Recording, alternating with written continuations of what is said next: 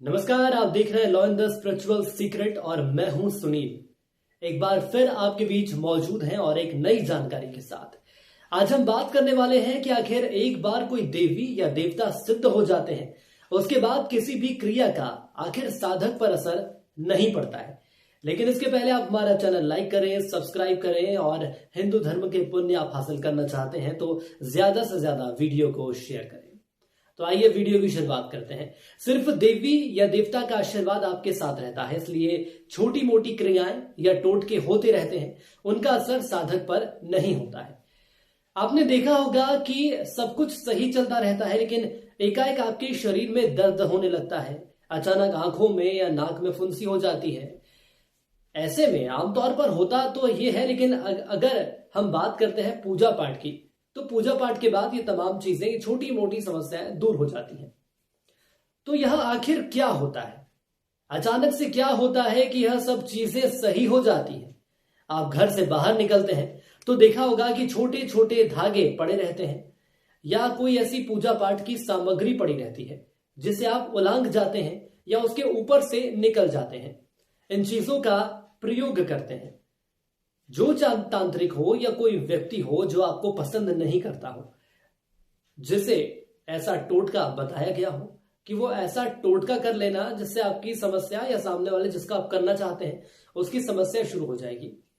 जैसे कि चलिए उदाहरण के तौर पर हम बात करते हैं कि आपकी दुकान है, आपकी दुकान के सामने से कोई खाने की चीज पटक कर चले जाता है या किसी प्रकार की कोई विशेष चीज रख कर चले जाता है और उसके बाद आपको लगता है कि आपके व्यापार में हानि हो रही है, कुछ ना कुछ कोई ना कोई कर रहा है।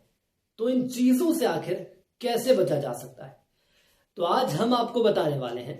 लेकिन एक बात का ध्यान रखना, ऐसे जो प्रयोग होते हैं, जो लोग आपके घर के बाहर करके जाते हैं या दुकान के बाहर करके जाते हैं, इनका असर उन व्यक्तियों पर होता है जो सबसे पहले इनके संपर्क में आते हैं। कहने का मतलब यह है कि इनसे उल्लंघ कर गए हो या फिर उन पर ठोकर मारते हैं या फिर उनको हटाते हैं। जैसे आप झाड़ू निकालकर उन्हें हटाते हैं या राख पड़ी थी जिसे हटाया, राख तो वैसे भी नजर नहीं आती है और उसी दिन से आपके शरीर में दर्द शुरू हो गया है। अब समझ नहीं आता कि ऐसी समस्याओं से आखिर निपटा कैसे जाए। आमतौर पर ऐसी चीजें उन पर ही असर डालती हैं जो सबसे पहले उन चीजों के संपर्क में आते हैं। ऐसे टोटके करने वाले लोगों को पता होता है कि आखिर इनके घर में सबसे पहले कौन उठता है और किस पर इन चीजों का ज्यादा असर हो सकता है। तो इसके बाद वो जानबूझकर ऐसा काम करते हैं। और अब सवाल कि आखिर इनसे बचा कैसे जा सकता है।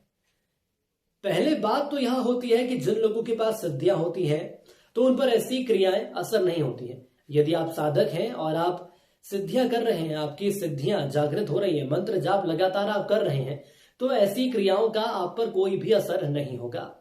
और सबसे बड़ा तरीका यह होता है कि आखिर ऐसी चीजों से बचने के लिए घर के बाहर या दुकान के बाहर जो कर दी जाती हैं, सबसे अच्छा होता है जल। जल मतलब पानी, जल पानी दोनों ही एक बात है। आप सुबह अपने घर में जहां नल लगा हो, जहां से पानी आता हो या आपके पीने का पानी रखा गया हो, तो सबसे पहले आप कलश में पानी लेकर, यहां आप ध्यान रखिएगा कि कलश हमेशा पवित्र रहता है। जो पूजा का कलश होता है वो सदैव पवित्र रहता है। जो यह प्रयोग आपको करना पड़ता है, इसमें आपको नहाने की जरूरत नहीं होती है, बस आप ब्रश करके या झाड़ू या सफाई करने के लिए बाहर जाते हैं। सुबह उठकर आप ब्रश कर लीजिए और उसके बाद आप साफ सफाई करते हैं। उस वक्त आप ये कर सकते हैं जो हम आपको बताने वाले हैं। तो आप अपने घर की जो सीमा है, जो आपके घर का मेन गेट होता है, जहां आप गाड़ी खड़ी करते हो, वहां थोड़ी देर खड़े हो, ऐसी जगह होनी चाहिए कि वहां पर हम जाकर खड़े हो सकते हैं। वहां उस जगह पर जाकर कलश से छींटे मार दें और उसके बाद बाल्टी ले जाकर पूरी जगह को आप धो दीजिए, अच्छे से धो दीजिए। उसके बाद वहां पर झाड़ू लगा दीजिए। तो कुछ भी ना होता, भले ही आप उसके बाद उसे उलांघ ले। जी हाँ, कहने का मतलब यह है कि झाड़ू लगा दी, सफाई कर दी, उसके बाद भले ही आप उसको उलांघ जाएं या उसके पार चले जाएं, लेकिन आपको कुछ नहीं होगा। आपने देखा होगा कि कई लोग दवाइयां बनवाने के लिए विशेष लोगों के पास जाते हैं, तो वो लोग एक बात बोलते हैं कि आप लोग नदी पार मत करना या जल को पार मत करना या फिर इस चीज का विसर्जन मत करना। जैसे मान लीजिए कि आपको किसी पुड़िया में वशीकरण की दवाई बनाकर दी गई हो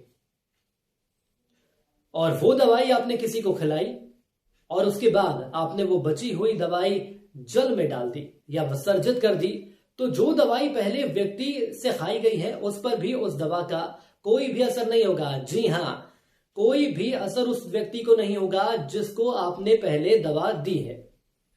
मतलब जल को छूने के बाद जो तांत्रिक क्रियाएं होती हैं वो पूरी तरह से उनका प्रभाव खत्म हो जाता है। और जब यह गलत तरीके से की जाती है, पवित्र चीजों की बात नहीं कर रहे हैं, जो तंत्र चीजें होती हैं उस पर पानी या जल लगते ही उनका प्रभाव खत्म हो जाता है। इसलिए कहा जाता है कि आपके घर में 2 व्हीलर है या 4 व्हीलर है या कोई बड़ा वाहन है और उसे भी आप बाहर लेकर निकल रहे हैं, तो तांत्रिक आखिर क्या होते हैं? तांत्रिक वो होते हैं जो ऐसी छोटी छोटी चीजें करते हैं। कोई जरूरी नहीं है कि उसके लिए साधक होना जरूरी है, तांत्रिक होना जरूरी है। आजकल तो वो लोग भी टोटके जानते हैं जिन्हें कुछ जानकारी नहीं होती इस विषय में। तो दरअसल वो तांत्रिक गाड़ियों में नकारात्मक शक्तियों को बैठा देते हैं जिससे कि उनका एक्सीडेंट हो जाता है या उनका ऐसा बड़ा नुकसान होता है। तो जब सुबह आपको वक्त मिले, आपने देखा होगा कि कई ऐसे लोग हैं जो कि गाड़ी लेकर निकलते हैं अपने ऑफिस के लिए, कार्यालय के लिए, तो हाथ में कलश लेकर गाड़ी का चक्कर लगाते हैं और उसके बाद गाड़ी पर जल छिड़कते हैं। अब इससे क्या होता है? अगर किसी ने आपकी गाड़ी पर क्रिया की है तो आपकी गाड़ी का नुकसान होने से बच जाएगा। ऐसे कई उदाहरण, तमाम उदाहरण देखने को मिलते हैं। देखिए, तांत्रिक जगह जगह है, जो तांत्रिक नहीं है वो भी टोटके करने जानते हैं। जैसा कि मैंने आपको पहले बताया, ऐसी क्रियाओं के लिए तांत्रिक होना जरूरी नहीं है। किसी का बुरा करने के लिए अगर कोई क्रिया करते हैं तो यह तय है कि बुरा होता है, उन शक्ति और पुण्य उसके जरूर खत्म होते हैं, तो उनका खुद का भी सर्वनाश होता है। वाहन आपके घर कोई सा भी हो, उस पर पानी के छींटे मार दीजिए, इससे उस क्रिया का प्रभाव खत्म हो जाएगा और धीरे धीरे कम होते हुए कोई भी समस्या ऐसी सामने आपके नहीं आएगी।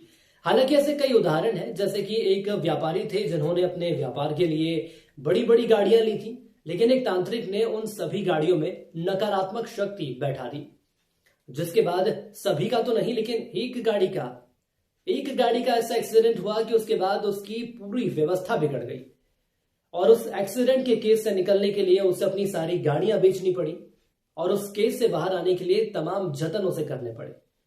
तो तांत्रिक लोग जो होते हैं वो एक चीज को नहीं छोड़ते और यह बेहद आम बात हो गई है।